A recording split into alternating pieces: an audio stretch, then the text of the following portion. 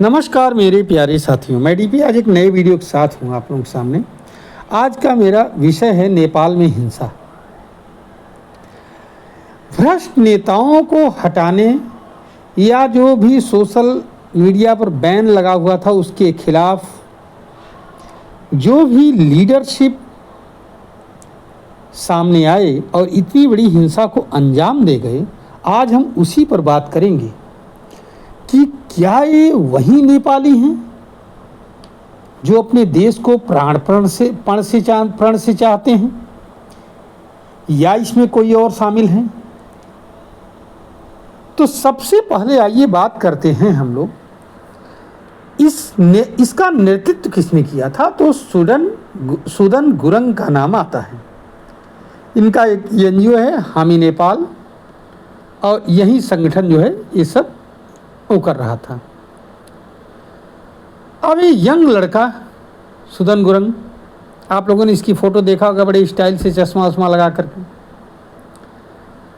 बाद में अब जब हिंसा हो गई इतने बड़े पैमाने पर, तो एक पोस्टर जारी किया गया इनकी तरफ से, दिस इज़ नॉट अस। उसके नीचे भी कुछ लिखा हुआ था, मैंने पूरा कोटेशन नहीं पढ़ा, अर्थात यह हम नहीं हैं। मतलब इनका ये कहना था कि जो हम लोग प्रदर्शन तो कर रहे थे, लेकिन जो ये हिंसा और तांडव हुआ, लूट हुआ, ये हम नहीं हैं। अब आप ये बताइए कि आप ग्रुप लीडर बनकर के इतने बड़े ग्रुप को गाइड कर रहे हैं, सोशल मीडिया पर सारी चीज़ें आपकी ट्रेंड कर रही हैं, समझ रहे हैं ना। भीड़ इकट्ठा किया गया आप ही के द्वारा, चैट के थ्रू निर्देश दिए गए, सत्ता उखाड़ करके फेंकना, हिंसा अग्नि की तस्वीरें साझा करना विश्व स्तर पर, पेट्रोल बम बनाने तक के तरीके इस ग्रुप में बताए गए। अब इस ग्रुप के लीडर या एडमिन ये कह रहे हैं, जो मेन लीडर थे गुरंग साहब, ये कह रहे हैं दिस इज़ नॉट अस। वाह भाई वाह। मतलब आप ऑर्गेनाइज करो सारी चीज़ और उसके बाद में कह दो नहीं नहीं नहीं नहीं गड़बड़ी हो गई, तो कह दो नहीं नहीं ये हम नहीं हैं, तो फिर कौन है। अच्छा, ये उस पर भी हम लोग विचार छोड़ देते हैं, चलिए कोई बात नहीं है। ये जो काम हुआ अभी हम इस पर बात करेंगे। सबसे पहले तो आप ये देखिए, सुदन गुरंग का जो एनजीओ है उसको एमएनसी कंपनियां, कोका कोला वगैरह 20 करोड़ नेपाली डॉलर की वित्तीय सहायता दी है। ये उनके खातों इत्यादि से, पोस्टों से खुलासा हुआ है। इसके बाद में इस पूरे 2022 से इस पर काम चल रहा है, और यूएस एड ने $659 मिलियन का प्रवाह किया है। यूएस एड की तरफ से आया है, ध्यान रखिएगा, खुला हुआ है, ये कोई छिपा नहीं है। यूएस एड किसको कितनी सहायता देता है जानते हैं सब लोग। पर्यावरण के नाम पर ये सहायता मिलती है, फंडामेंटल राइट्स के प्रोटेक्शन के नाम पर इस पर सहायता मिलती है। हाँ, गरीबों के उत्थान के लिए जो सेवाएं चलाई जाती हैं, सामाजिक सेवा समितियां, उनके नाम पर इसमें मिलता है, एड मिलता है, यूएस एड देता है। यूएस एड दुनिया में कई देशों को सहायता देता है। ये अब बंद किया है, ये क्या नाम है, इन्होंने ट्रंप ने, नहीं थे वो जो इससे पहले प्रेसिडेंट थे, जो बाइडेन के समय में चल रहा था। आइए ज़रा सा देखते हैं इसमें हुआ क्या क्या है। ये तो थोड़ा सा वित्तीय मामला है। हाँ, एक बोलन शाह, क्या नाम था उनका, जो काठमांडू के मेयर हैं, 2022 से काठमांडू के मेयर हैं, 2022 से सपने पाल रहे थे पीएम पद के लिए, समझ रहे हैं। तो अब यहाँ पर देखिए ज़रा सा हुआ क्या क्या है। सबसे पहली बात, कई पॉइंट्स में मैंने नोट किया है कि इस हिंसा के दौरान क्या क्या हुआ। 18 जिलों की जेलों को तोड़ करके 6000 खूंखार कैदी सहित बहुत सारे आपराधिक पृष्ठभूमि वाले कैदी भाग गए, भगा दिए गए, भाग नहीं गए। जेलों को तोड़ना इतना आसान काम नहीं है। इसके माने जो जेल तोड़ने वाले लोग थे वो पेशेवर लोग थे, इतना आसान नहीं जेल तोड़ पाना। 1903 की बनी हुई सिंह सभा संसद भवन, जो नेपाल की शान थी, काठमांडू में थी, 125 साल पुरानी विरासत को जला करके खाक कर दिया गया। समझिए, सुनते जाइए। नेपाल के वाणिज्यिक बैंक को लूटा गया, नेपाल के राष्ट्रीय बैंक को लूटा गया, हिमालयन बैंक को लूटा गया जगह जगह। ये कौन से लोकतंत्र की लड़ाई लड़ रहे थे भैया ये लोग? अच्छा ये बताइए, संसद भवन को जला डाला, सुप्रीम कोर्ट को जला डाला। ध्यान रखिएगा, नेपाल की सुप्रीम कोर्ट को भी जलाया गया, संसद भवन को भी जलाया गया, सारे कागजात धू धू करके जल गए। किसको बचाने की बात चल रही थी, साजिश चल रही थी? ये जलाने वाले लोग किसको बचा रहे थे? जब पूरे कागजात ही जल गए तो जो भ्रष्ट नेता जो बचे हुए हैं उनके ऊपर क्या आप मुकदमा चलाओगे? कैसे आप इनको कटघरे में खड़ा करोगे? है कोई रास्ता? अब सुनिए,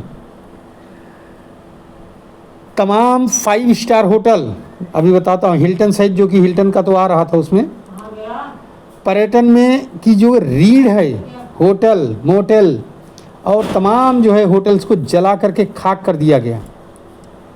जब पर्यटन ही नहीं बचेगा तो नेपाल में बचेगा क्या? स्कूलों को जलाया गया। ध्यान रखिएगा, बहुत सारे छोटे बड़े शॉपिंग मॉल्स, बड़े बड़े शोरूम्स को लूट लिया गया, खूब दिखाया गया सोशल मीडिया पर, आप लोगों ने देखा होगा। समझ रहे हैं? पशुपतिनाथ मंदिर पर हमला किया गया, पुजारी और गार्ड्स ने जान पर खेल करके नष्ट होने से बचाया, उसके बाद में सेना आ गई थी। ये कौन से लोग थे जो इतने बड़े हिंदू मंदिर को नष्ट करने पर तुले हुए थे, जो कि नेपाल की हजारों साल की विरासत है। हजारों हिंदुस्तानी नेपाल में पर डे इसीलिए जाते हैं पशुपतिनाथ का दर्शन करने के लिए। ये हिंदू तो हो नहीं सकते, ये मंजे हुए कम्युनिस्ट होंगे, आईएसआई एजेंट हो सकते हैं, या किसी मिशनरी के एजेंट हो सकते हैं, जो कि मंदिर पर ही कब्जा करना चाहते हैं, जला देना चाहते थे, दान पेटिका को लूटना चाहते थे। समझिए जरा सा इस बात को। ये मैं बहुत छोटी छोटी बहुत कम चीज़ें मैं दे रहा हूँ, क्योंकि समय की हमारे लिए वो है पाबंदी। अब सवाल उठता है, इसकी जिम्मेदारी कौन लेगा? कौन इस हालात का जिम्मेदार है? आपने भीड़ तो बुला लिया लाखों की, आ जाओ, इन नेताओं को भगा दो, इन नेताओं को मार दो, लेकिन ये जो हिंसा हुई और लोकल लेवल पर गांव-गांव में जो हिंसा हुई, इसका जिम्मेदार कौन होगा? इस हालत के लिए कौन जिम्मेदार होगा? सुदन गुरंग लेंगे इसकी जिम्मेदारी, हाँ, या कि आपके बोलेन शाह लेंगे इसकी जिम्मेदारी? नेता तो बन गए आप, लेकिन क्या आपके अंदर नेता बनने की क्वालिटी है? हाँ, इस तरह से बेकाबू भीड़ को या पगलाई भीड़ को इकट्ठा कर लेना ही मुश्किल नहीं है। उसका विकल्प आपने क्या दिया? अब जब आप इन चीज़ों को रिकॉन्स्ट्रक्ट करोगे तो क्या नेपाल जैसा गरीब देश इसको बर्दाश्त कर पाएगा? ध्यान रखिएगा, आपने सुशीला कार्की, जो श्रीमती सुशीला कार्की, जो कि नेपाल की सर्वोच्च न्यायालय की चीफ जस्टिस भी रही हैं और 74 वर्षीय हैं, सुप्रीम कोर्ट की जज रही हैं, उनको बना रहे हो पीएम, राष्ट्रपति जो भी हेड बना रहे, हेड ऑफ स्टेट। कितने दिनों के लिए बनाओगे? कैसे बनाओगे? क्या कंडीशंस होंगी? कि आपके पास था इसका कोई प्लान कि अगर ये चीज़ होगा तो इसके आगे ये होगा तो क्या होगा? कोई प्लान नहीं, बिना प्लानिंग के सारा गेम हो गया। और जब भी बिना प्लानिंग के सारे गेम होते हैं, इस तरह की कार्रवाइयाँ होती हैं, तो देश इससे गड्ढे में जाता है। सेना की आज ही 2 गुटों के बीच में, ये जो जेन जी या जेड जो भी गुट हैं, इनके 2 गुटों में आपस में वो हो गया, मतलब पत्थरबाजी हो गई, हिंसा हो गई, भिड़ गए आपस में लोग कि सुशीला कार्की को बनाया जाए कि न बनाया जाए, क्या कहते हैं वो, पीएम या राष्ट्र हेड ऑफ स्टेट। तो ये सारी बातें आप सोचिए, बिना दिशा, ये एक दिशाहीन संघर्ष था, और दिशाहीन संघर्ष देश को एक ऐसे मझधार में छोड़ देता है जहां से फिर निकलने का कोई रास्ता नहीं दिखाई पड़ता। तो मेरे साथियों, अंत में अब मैं तो अपना वीडियो यहीं पर समाप्त कर रहा हूं इस रिक्वेस्ट के साथ कि सब कुछ करना है, लेकिन दिशाहीन संघर्ष की तरफ हमें नहीं बढ़ना है। भारत में भी कई संघर्ष ऐसे हुए या करने की कोशिश की गई जो दिशाहीन थे। हालांकि भारत इतना बड़ा देश है, यहाँ संभव नहीं है। बांग्लादेश में इसी तरह से दिशाहीन संघर्ष हुआ, और अगर दिशाहीन संघर्ष होगा तो अराजकों के हाथ में सत्ता चली जाती। अगर नेपाल में सत्ता आज नहीं कल अगर अराजकों के हाथ में गई तो इसके लिए जिम्मेदार कौन होगा? सुदन गुरंग होंगे, बोलेन शाह होंगे? क्या कहेंगे कि ये हमारी बात नहीं सुने? तो फिर आपने भीड़ बुलाई क्यों? आप लीडर कैसे थे? यहीं पर गांधी जी की प्रासंगिकता नजर आती है कि आप हिंसा के सहारे सत्ता को पा तो सकते हैं, लेकिन उसको बहुत दिनों तक टिकाए रखने की ताकत आपके अंदर नहीं होगी। ये बात सत्य है, यही दिखाई पड़ता है। साथियों, मैं अपना वीडियो यहीं पर समाप्त कर रहा हूँ। नमस्कार, जय हिंद, जय भारत, वंदे मातरम। आपको ये कैसा लगा वीडियो, आप इस पर कमेंट करिएगा। साथ ही साथ आप हमारे वीडियो को लाइक करिए, चैनल को सब्सक्राइब करिए और वीडियो को शेयर भी करिए। धन्यवाद, नमस्कार, जय हिंद, जय भारत, वंदे मातरम।